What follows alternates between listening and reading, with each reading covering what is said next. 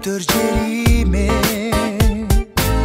көз мончок тагып койсом бул көркөмүң дагы актырым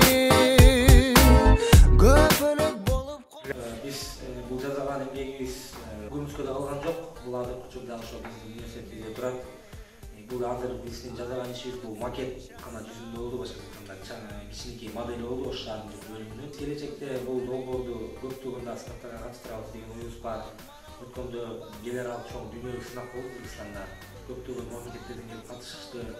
Ал жакта Бишкек шаарынын вице-мэри өзү келип катышты. Биздин ректор болду, Гостройдун баягы жетекчиси болду. Анан аларда абдан чоң деген баягы кызыгуу да алышты.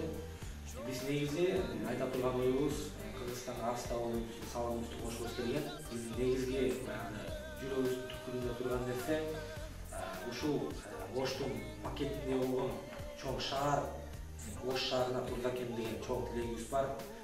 Бул үчүн албетте Ош шаарынын мэриясы, Бишкек шаарынын мэриясы ошондой эле Кыргызстандагы жогорку чиңде турган биздин чоң чиновниктерибиз ар кандай чет чектеги гранттарды, чет чектеги инвесторлорду алып келип, ушул шаарыбызга баягы салымына шаарыбыздын баягы курулуш иштерине өзүнүн баягы активдүүлүгүн көрсөтөт деген бизде терең ишеничибиз бар.